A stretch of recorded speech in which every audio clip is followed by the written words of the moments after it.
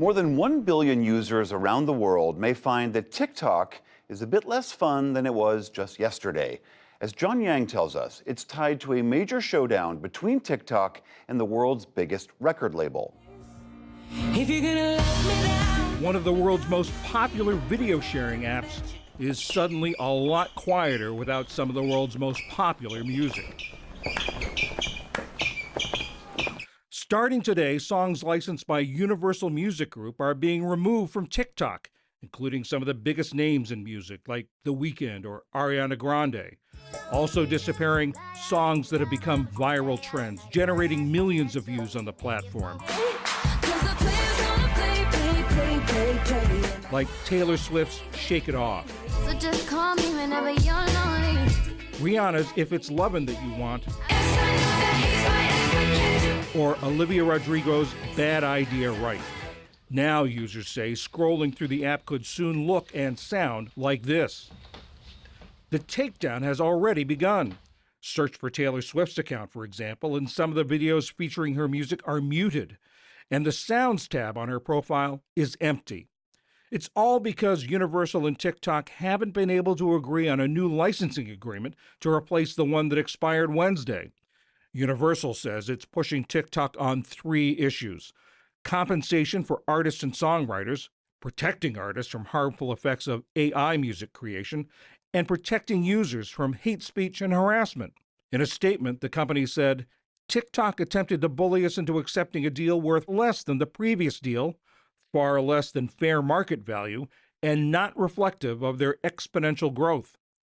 TikTok fired back, saying it has been able to reach artist-first agreements with every other label and publisher. Clearly, Universal's self-serving actions are not in the best interest of artists, songwriters, and fans. Completely removing Universal licensed music from TikTok will likely take several days to accomplish. Ben Cesario covers the music industry for the New York Times. Ben, we've heard they're trying to negotiate a rights deal to play Universal licensed music on TikTok. What are the sticking points? What's keeping them apart? Well, Universal has said that there's basically 2 sticking points. The first one is money.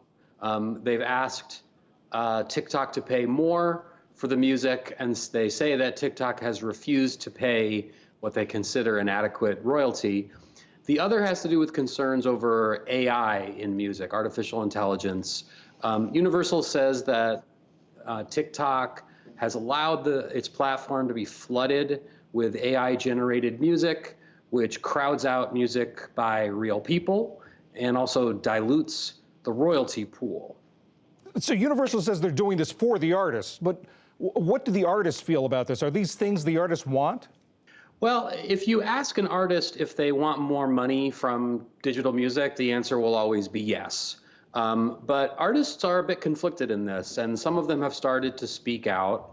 Noah Kahan, who is nominated for a Grammy for Best New Artist this year, he made a short video talking about it. And, the indication was TikTok is a good thing for an artist like him. It's the place where songs become hits now.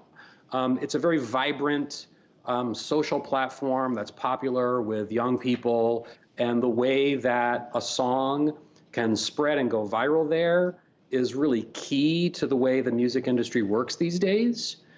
So artists like TikTok. They like how it works. They like that that's the place where their audience is. They may not even know some of the details about the rights disputes, the copyright issues, the royalty issues.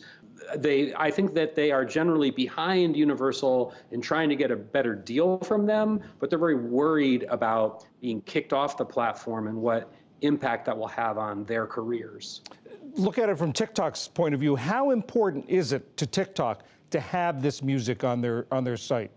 It's very important, and Universal is the biggest record company in the world. They have Taylor Swift, they have Olivia Rodrigo, they have Billie Eilish, they have Drake. They're not the only record company in the world, but they're a very, very big one. They're very powerful, and they happen to have a lot of artists who do very, very well on TikTok. And if you're TikTok, part of what you're pitching to consumers is the ability to get pretty much any song you want and use it in your own video. And users expect this. They want this from TikTok. That's part of the reason they use it, is that the proposition is they're going to have this material. So they certainly want it, but unlike something like Spotify, whose main purpose is simply just to have the songs, TikTok is a different kind of service. It's one where users create their own content and they use music as part of that. Sometimes it's just in the background, sometimes they're dancing, lip syncing. So there's a lot that people can do on TikTok, even without these artists' music. But I think TikTok is going to be concerned about pushing the limit of that, and whether, if this drags on for a long time, whether its users will start to get frustrated. If this does drag on for a long time, which side stands to lose the most, Universal or TikTok? That is the big question. I mean, Universal says that that revenues from TikTok only make up about 1% of their total. And I bet it's actually a pretty small fraction of 1%, because TikTok generally doesn't pay a huge amount of money. Their exact deals are confidential. But it's well known in the industry that this is a platform that provides tremendous exposure, can help a song become a hit that then makes more money elsewhere, but that TikTok itself is not the biggest generator of revenue. But nobody wants to lose that promotional outlet. Nobody wants to be out of the arena. I think Universal does stand to lose quite a bit in terms of access to the marketplace. I think it will hurt them with their artists. If their stance winds up costing artists the promotion that they want. On the other hand, TikTok relies on these kinds of deals with media companies to have the content there so that their users can play with it. I think both sides have a lot to lose here. TikTok was able to make a deal with Warner Music last year. Why is it difficult now with Universal? Well, we don't know all the terms of these deals. We know that Warner said at the time they were very pleased with it. But Universal has come out very aggressively. They posted a public statement 2 days ago talking about how the terms were just unfair, unacceptable. And neither side here, neither Universal nor TikTok, will divulge any numbers. But we know that Universal says that what TikTok was offering was unacceptable.